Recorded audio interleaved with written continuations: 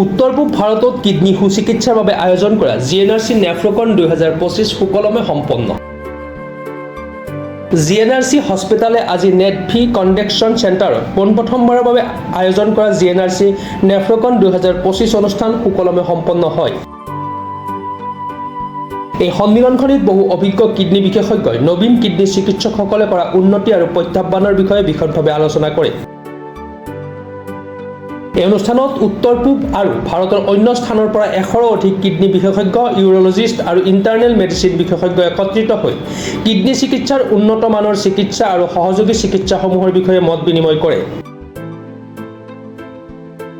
GNRC নেফ্ৰকন 2025ত অংশগ্ৰহণ কৰা অভিজ্ঞ বক্তাসকল হ'ল ডক্টৰ সঞ্জীৱ সাক্সেনা, চেয়াৰমেন আৰু মুৰব্বী PSRI institute of renewable science, new Delhi, professor doctor Dilip Kumar Pahari, senior consultant nephrologist, Manipal hospital EM bypass, doctor Harshita Harinath, robotic আৰু transplant urologist, Kaveri hospital, Bengaluru, লগতে উত্তৰ পূব ভাৰতৰ কেইবাগৰাকীও নেফ্ৰলজিৰ বিশেষজ্ঞ, doctor Neeraj Nirala, consultant nephrologist, GNRC hospital, দিছপুৰৰ নেতৃত্বত আয়োজন কৰা এই অনুষ্ঠানত কিডনী ৰোগ, ডায়ালিচিছ আৰু ট্ৰান্সপ্লাণ্টেশ্যন পৰিচালনাৰ নতুন ধাৰণাসমূহৰ বিষয়ে বিশদভাৱে আলোচনা কৰা হয়। हम सबको यही बोलते हैं कि जो कारण है जिसकी वजह से किडनी खराब हुआ है वो कारण हम खासकर इंडिया में या बाहर में भी diabetes, blood pressure, kidney disorders, kidney stones, lifestyle changes, इसको प्रिवेंट करने से मैक्सिमम लोगों को बेनिफिट होता है। What are the preventional measures by taking IU?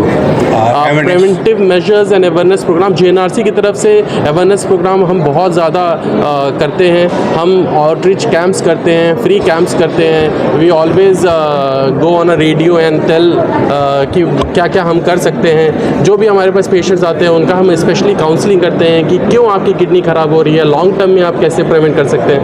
हमारे पास फ्लेक्सेस हैं, बैनर्स हैं, जो हम जहाँ पे भी जाते हैं हम उसको यूटिलाइज़ करते हैं। करने के लिए बिकॉज जो नेफ्रोलॉजी है या जो यहाँ पे मोस्टली गुवाहाटी में कंसंट्रेटेड है और थोड़ा बहुत डिब्रूगढ़ में, मणिपुर देखा जाए तो सिर्फ मणिपुर में, इम्फाल पे, मेघालय पे देखा जाए तो सिर्फ और सिर्फ शिलोंग में, और अभी तुरा में भी आया है। तो आप देखिए पेरिफेरीज में किसी को कोई आइडिया नहीं है। जो भी पेशेंट्स होता है उनको लगता है कि मेरे को वीकनेस हो रहा है, मेरे को प्रॉब्लम हो रहा है, डायबिटीज़ उनको पता ही नहीं होता है।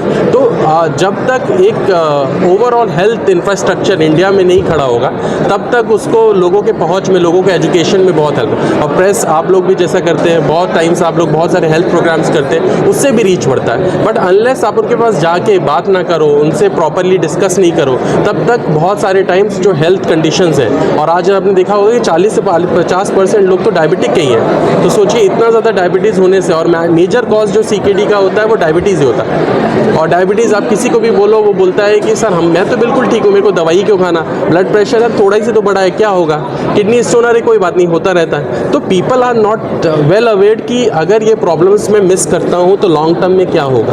तो ये सब इश्यूज़ हैं। JNRC बहुत सारे तरीक़ों से इस पर वर्कआउट करता है।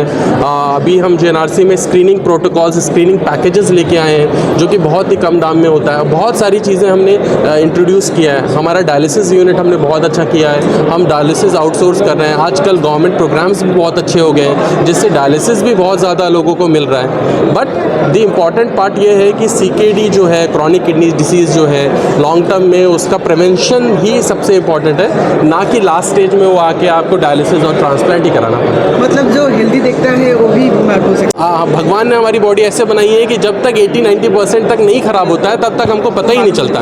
तो इसलिए स्क्रीनिंग बहुत इंपॉर्टेंट है, और खासकर वो पेशेंट्स जो एट रिस्क होते हैं। जैसे